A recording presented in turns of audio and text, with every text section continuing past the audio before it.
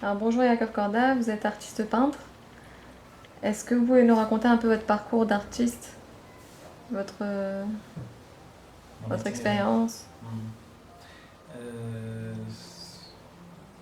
En vérité, on va dire que j'ai toujours dessiné depuis enfant.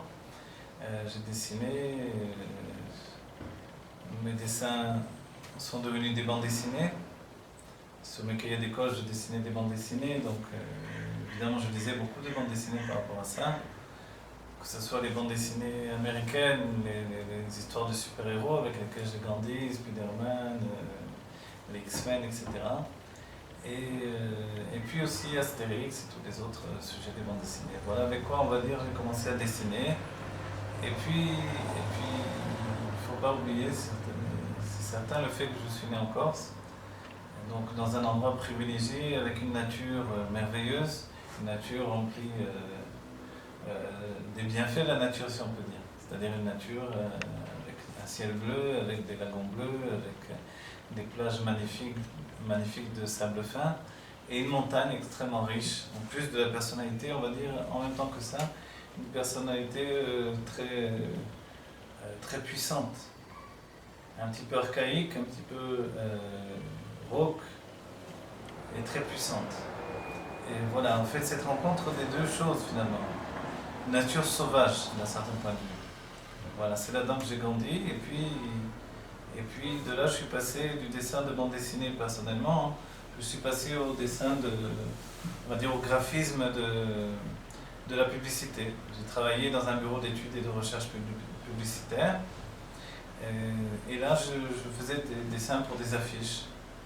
Voilà, c'était un travail pour la sérigraphie, et comme ça, je me suis lancé dans la publicité, et j'ai continué par la suite jusqu'à aujourd'hui à travailler également dans un travail de graphisme. Euh, la peinture, elle est arrivée, on va dire, plus tardivement, enfin tardivement, par rapport à quelqu'un qui a commencé à dessiner assez tôt. Elle est arrivée à l'âge de 18 ans. À l'âge de 18 ans, en fait, je suis parti, j'ai fait mon armée en France. Et quand je suis parti en France, c'était ça s'appelait Camp Juels, voilà, je cherchais le nom, Camp Juels dans les gorges du Verdon. Et là-bas, donc, c'est le plus grand camp militaire de toute l'Europe. Je me rappelle, je suis arrivé, c'était un défilé dans la neige, un défilé de torches dans la neige, ça faisait très peur. Et là-bas, j'ai appris la pyrogravure. La pyrogravure, c'est le travail qui est la gravure, mais en brûlant le bois avec un appareil particulier. Et comme ça, je faisais du travail, donc du dessin en relief, du dessin, du lettrage en relief, et je faisais toutes les pancartes des officiers, etc., des tableaux plus compliqués.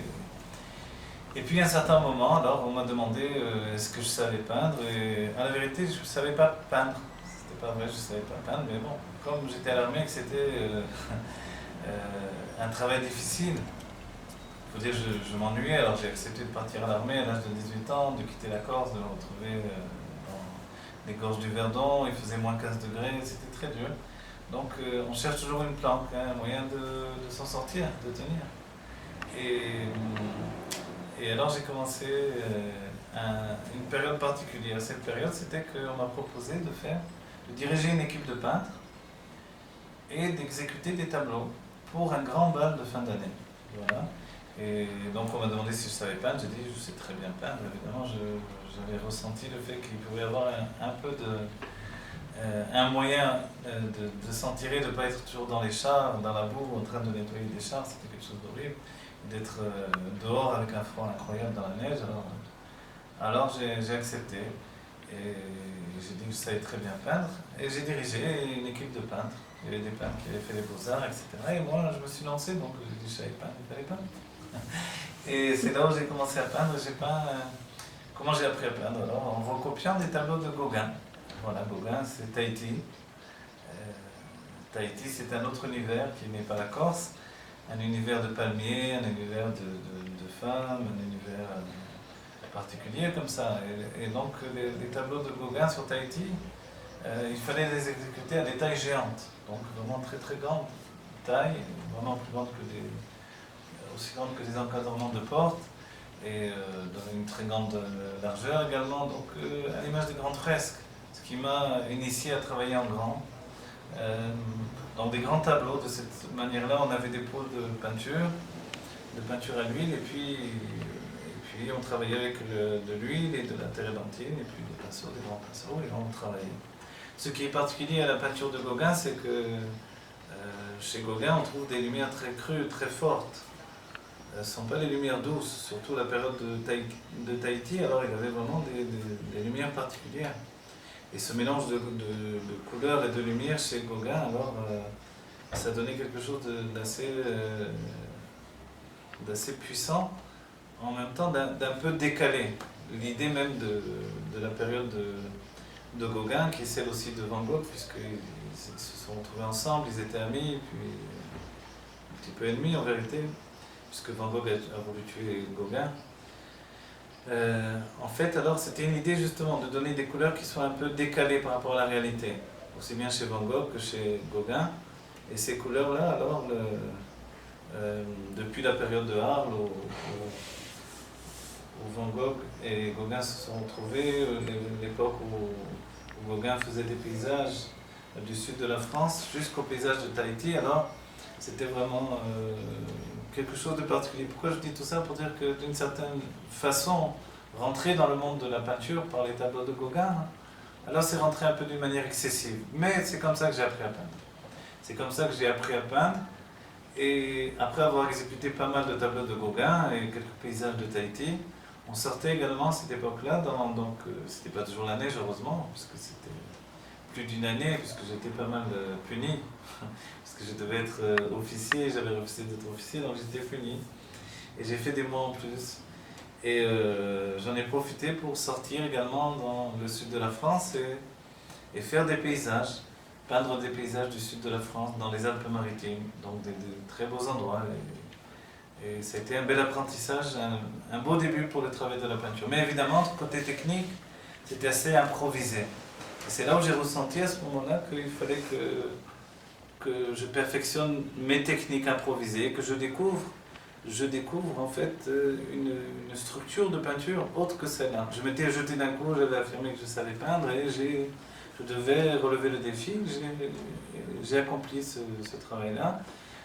Donc on va dire que comme je travaillais dans le graphisme, c'était possible, évidemment c'est pas une chose incroyable. Mais ensuite il fallait un suivi. Donc quand j'ai quitté l'armée, j'ai pris la décision de partir en Italie. Et je me suis rendu à Florence. Et là-bas à Florence, alors je suis resté une assez grande période, plusieurs mois. Et pendant ces mois-là où je suis resté à Florence, alors j'en ai profité pour apprendre les techniques. Alors apprendre les techniques, on va dire qu'il a fallu du temps pour que j'admette le fait que je sois autodidacte, mais en réalité, j'ai pas ce sentiment profondément, puisque j'ai appris les techniques par les grands peintres. Et à Florence, dans le musée des Offices en particulier, musée degli Uffizi de Florence, alors là-bas, j'ai appris les techniques de la Renaissance, les techniques de la fresque italienne, la composition. J'ai également travaillé sur les recherches graphiques et techniques de Léonard de Vinci, c'est-à-dire pas seulement le dessin de ses tableaux, mais les recherches qu'il a fait sur les matériaux, depuis la sanguine jusqu'à ce qui aboutira, on va dire dans mes recherches personnelles, au pastel à l'huile. Voilà, et la technique de la fresque est assez particulière, puisque la fresque, comme le terme même, qui veut dire al fresco, au frais, il faut peindre tant que l'enduit de base est frais, donc il faut peindre très vite, ce qui m'a donné finalement une possibilité d'apprendre à peindre très vite également. Donc l'idée c'est qu'il faut poser les couleurs et peindre tant que les enduits de base sont encore frais, pour que le pigment s'unisse avec les enduits, que comme cela la couleur est fixée dans les enduits. Et c'est comme ça que j'ai appris donc par l'observation, par l'étude, par les livres, mais en grande partie c'est vrai par l'observation des tableaux dans le musée des Offices. Et chose extraordinaire en réalité, quand je me suis retrouvé à Florence, j'avais comme un ressenti que j'avais déjà vécu dans cette ville et que ces choses-là n'étaient pas étrangères à ma nature. Et en hébreu, on explique que le mot chaim il est au pluriel, donc on revient à plusieurs vies, on croit à la réincarnation.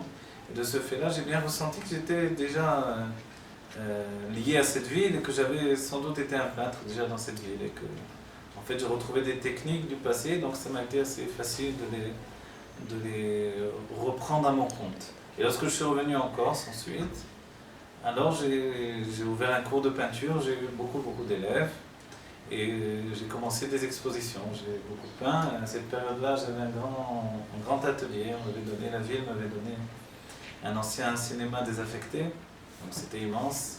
Voilà. Cet ancien cinéma désaffecté, c'était à la fois une lumière particulière, la lumière n'était pas extraordinaire, c'était une lumière qui tombait du soleil comme ça par des petites fenêtres. Et c'était particulier, mais je pouvais travailler sur des très grands formats. Là-bas, je donnais mes cours, j'ai commencé à faire des expositions. Et ensuite, j'ai fait pas mal d'expositions dans toute la Corse. La Corse du Sud, la Corse du Nord, et puis, grâce à Dieu, vraiment, c'était un grand succès. Il y avait des expositions continues, tous les jours, il y avait des articles dans les journaux. Et qu'est-ce qu'on peut rajouter de plus? C'est la période aussi où je me suis familiarisé avec la sculpture. J'ai commencé à travailler dans la sculpture. On va dire mon père était tailleur de pierre, donc c'est peut-être un héritage. Et puis je me suis lancé dans la sculpture également et j'ai beaucoup travaillé aussi dans la sculpture. Et, toutes sortes de sculptures, jusqu'à la sculpture sur bois, le matériau, le bois, le plâtre, la terre. Une approche de la pierre mais très léger.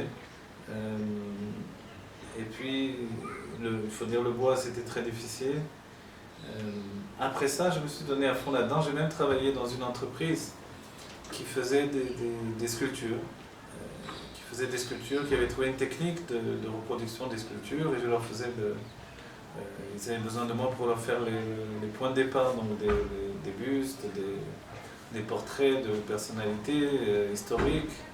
Et à partir de là, alors ils faisaient des copies.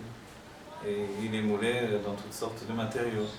Voilà, là je me suis donné à tout ça. Et puis en même temps, c'est vrai que j'ai travaillé dans le chant, j'ai travaillé dans le théâtre également. Et puis pour le théâtre, j'ai dessiné des costumes de théâtre.